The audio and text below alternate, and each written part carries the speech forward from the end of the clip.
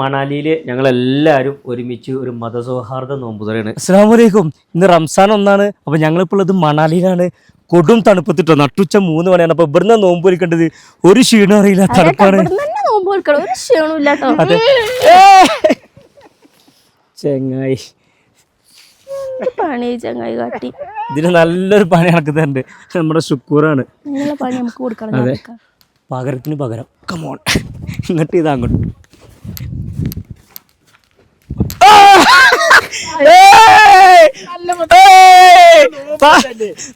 നോമ്പ് മഞ്ഞ് വീണ നോമ്പ് കൂറിയില്ല.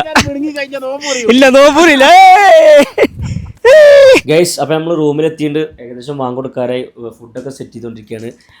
നമ്മുടെ അനിതേച്ചിയാണ്, അനിത ടീച്ചറാണ് നമ്മൾ ഫ്രൂട്ട്സ് ആയിരുന്നു. അതുമാതിരി ആൽബിൻ ചേട്ടനൊക്കെയാണ് അറിയുന്നത്. ആൽബിൻ്റെ വൈഫ് ജിയ ഫുഡ് എടുക്കാൻ പോയിട്ടുണ്ട്. ഗൈസ്, അപ്പോൾ ബാങ്കൊടുക്കാരായി.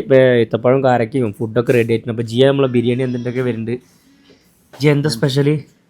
Chicken biryani, fried rice.